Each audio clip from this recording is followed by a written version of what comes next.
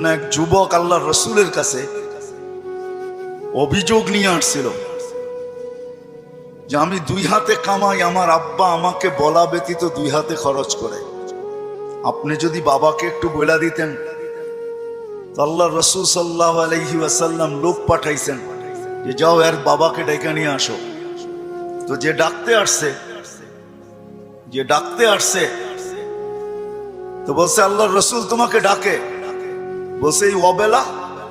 বলছে তা তো বলতে পারবো না। বলছে আল্লাহ রসুলের কাছে কে আছে? বলছে কাউকে তো দেখি নাই, কিন্তু তোমার ছেলে বসা ছিল। তো বাপ যখন বাড়ির থেকে বাহির হইতেছেন তো বাপ বুঝা ফেলছেন কেন ডাকে অবেলা। ছেলে যখন বসা তো মনে মনে কবিতা আবৃত্তি করতেছিলেন, মনে মনে। না জিহ্বা হেলতে ছিল না ঠোঁট নড়তে ছিল। তো জিবরিল আলাইহিস সালাম আয়েশা বইলা দিয়া গেছে যে আসতেছে, কিন্তু মনে মনে কবিতা পড়তে পড়তে আল্লাহ বলছে সালাম দিবে, জবাব দিয়া কবিতা গুলা শুনা নিতে। তো বাবা যখন সালাম দিয়া ঢুকছেন তো আল্লাহ রসুল বলছে কবিতা শোনাও। তো সাহাবী রসুল বলতেছিল মান আখবারাক, আপনাকে কে খবর দিল? আমি তো জিহ্বা হেলাই নাই, ঠোঁটও নাড়াই নাই, মনে মনে পড়তেছিলাম। আল্লাহ রসুল বলতেছিল নাব্বাআনি আল আলিমুল খাবীর, আল্লাহ আমাকে জানায়া দিছেন, আল্লাহ আমাকে জানায়া দিছেন। তো যখন কবিতা পড়তেছিল আল্লাহর রসুল তো আব্বাকে দেখেন নাই, পেটে আসতে দেরি, আব্বা দুনিয়ার থেকে যাইতে দেরি করেন নাই। বিরাট বড় একটা শূন্যতা ভিতরে ছিল। বাপ দেখাও তো একটা বিষয়, বাপকে দেখেন নাই বিদায় ভিতরে একটা শূন্যতা ছিল। তো বৃদ্ধ কবিতা পড়তেছিল আর আল্লাহ রসুল চোখের পানি জড়াইতেছিলেন। কবিতা অনেক লম্বা, আমি দুই একটার তর্জমা শুনাই আপনাদেরকে। বৃদ্ধ বলতেছিল মনে বড় আশা ছিল, একা আছি, দুইজন কবে হব? হয়ে গেলাম দুইজন। তো দুজনেরই আশা জাগলো যে আমাদের কুল ভরবে কবে। আল্লাহ কোলো ভরা দিল যেদিন তুমি আসলে। তো দুইজনই ভাবলাম যে আমাদের আর বাঁচার দরকার নাই, এখন বাঁচবো তো সন্তানের জন্যই বাঁচবো। সত্য এটাই, কিন্তু মা বাবা সন্তানের জন্যই বেঁচে থাকে, সন্তানের জন্য বেঁচে থাকে। বলে আমরা তোমার জন্যই বাঁচতেছিলাম, আমরা বুড়া হইতেছিলাম, তুমি জওয়ান হইতেছিলা, আমার সবকিছু তোমার ভিতরে যেতেছিল। একদিন তুমি পায়ের উপরে দাঁড়ায় গেলা, কামাইতে শুরু করলাম, আমি বুড়া হইলাম। তো বাপের বড় আফসোস ছিল যে তুমি আমাকে বাপ না মনে করতে, একজন হিতাকাঙ্ক্ষীও তো ভাবতে পারতে। তুমি আজকে আল্লাহ রসুলের কাছে আমার বিরুদ্ধে অভিযোগ দিলে। আল্লাহ রসুল পুরা কবিতা শোনার পরে যুবকের কলার ধরা বলতেছিল কুম ওঠ, আনতা ওয়া মালুকা লি আবিকা, তুমি আর তোমার মাল তোমার বাপের, বাপের বিরুদ্ধে অভিযোগ। তো আমার প্রশ্ন যেটা ছিল যে দিন আমাদের জন্য কেন? আজকে যদিও আমরা ভাবি না, চিন্তা করি না যে দিন আল্লাহ আমাকে কেন দিলেন, দিনের পরিবেশ আমার জন্য কেন প্রয়োজন, কেন প্রয়োজন? সত্য এটাই, আপনি মানেন আর না মানেন, বোঝেন আর না বোঝেন, এটা কিন্তু আল্লাহর তৈরি, আল্লাহ তৈরি করছেন। কে তৈরি করছেন? এটা কার তৈরি করা? এটাও তো একটা মেশিন, মানব নামের মেশিন, ঠিক না? না মেশিন না? মেশিন তো।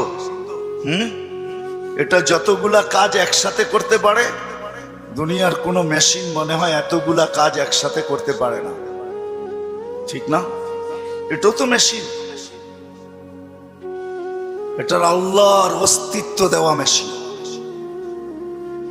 একটা ছোট প্রশ্ন আপনাদের কাছে আমার, সমস্ত মেশিন চালানোর জন্য যদি রীতিনীতি থাকতে পারে, তাহলে এই মেশিনটা চালানোর জন্য কি কোনো রীতিনীতি নাই? ওটা কার পক্ষ থেকে নির্ধারিত হবে? মেশিন যে তৈরি করে তার পক্ষ থেকে নির্ধারিত হয়, ঠিক না? আপনি স্বীকার না করতে পারেন, কিন্তু আমার কথা লেখা রাখেন, আপনি আর আমি জমিনে আসছি সাদা কাগজে সিগনেচার দিয়া। আমি কোরআন দিব আপনাকে, সাদা কাগজে শুধু সিগনেচার দিই না, সাথে সাথে ফিঙ্গারও দিয়ে আসছি, ফিঙ্গার। নাইলে কোরআন এই কথা চিৎকার দিয়ে কোনোদিন বলতো না, আলাস্তু বিরাব্বিকুম ক্বালু বালা। আল্লাহ জিজ্ঞাসা করছিলেন আমি কি রব নই? আমরা সিগনেচার দিয়ে আসছি সাদা কাগজে, আপনি আমাদের রব। আজকে যদিও নাকি আমরা ভুলে গেছি, সত্য এটাই, সমাজের চতুর্দিকে তাকাইলে দেখা যায় সবকিছু পাওয়ার পরে ভুলছি তো শুধু আল্লাহকে ভুলছি, আর কাউকে ভুলি নাই। আপনি যুবকের দিকে তাকান আর বৃদ্ধের দিকে তাকান, নারীর দিকে তাকান আর পুরুষের দিকে তাকান, শিক্ষিতর দিকে তাকান আর অশিক্ষিতর দিকে তাকান, গরিবের দিকে তাকান আর ধনীর দিকে তাকান, উচ্চ সোসাইটিওয়ালাদেরকে দেখেন আর নিম্ন সোসাইটিওয়ালাদেরকে দেখেন। সবার দিকে তাকাইলে একটা কথা সুস্পষ্ট, সবকিছু আল্লাহর থেকে পাওয়ার পরে কিন্তু আমরা ভুলে গেছি আল্লাহকে। সবকিছু পাওয়ার পরে, সত্য তো? হ্যাঁ, যদি প্রমাণ চান আমি দিতে পারি, প্রমাণ চান আমি যুক্তি দিয়ে দিতে পারি। বলেন ডেলি অক্সিজেন নেন কার? কে অক্সিজেন দেয় আমাদেরকে? হ্যাঁ মানেন? হ্যাঁ, আমার তো বুঝে আসে না আপনাদের এলাকায় ঢোকার পরে যে উন্নত বিশ্বের কোনো লোককে যদি এই এলাকায় ছেড়ে দেওয়া হয়, বা ঢাকা শহরের ঘনবসতি এলাকাগুলাতে ছেড়ে দেওয়া হয়, বা পুরান ঢাকার কোনো গলিতে ঢুকাইয়া দেওয়া হয়, ও মনে হয় বাহির হইয়া ভাববে যে এইখানের মানুষ অক্সিজেন নেয় কি করে, ঠিক না? মনে হয় বুঝাইতে পারি না, কিন্তু আমাদের নিতে কোনো অসুবিধা হয়? হ্যাঁ, আপনার গলিতে অক্সিজেন কে ঢুকায়? হ্যাঁ, কাটটা নেই, প্রতিদিন কার অক্সিজেন কতটুকু নেই জানি? হ্যাঁ, পার হেড 550 লিটার নেই।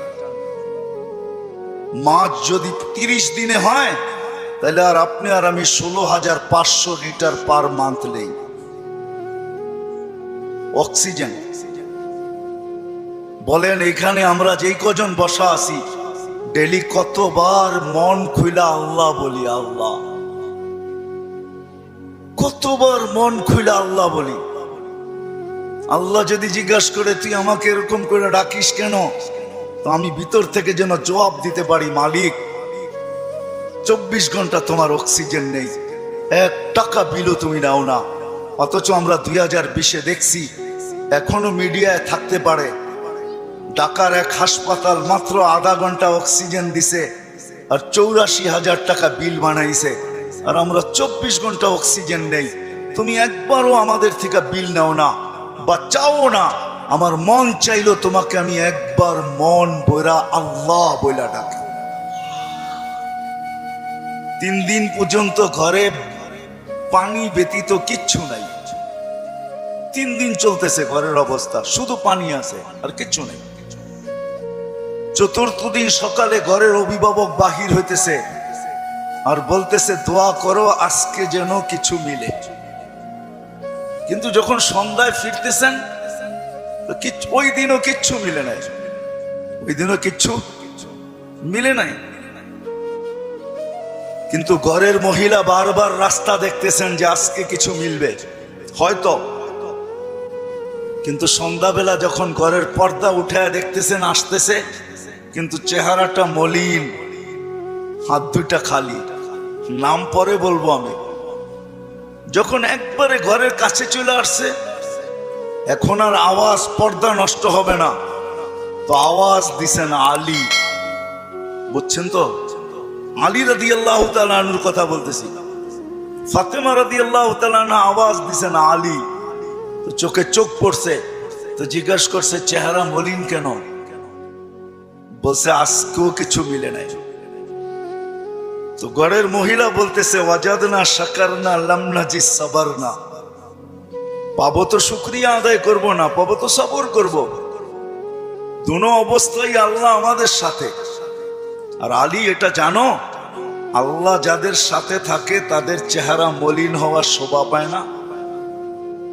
একটু ভাবেন না, একটু ভাবেন না। তো দরজা খোলার পরে যখন ঢুকতেছেন ঘরে, আলী রাদিয়াল্লাহু তাআলা আনহু বলতেছেন, ফাতেমা সাররাত ওয়া তাবাসসামাত।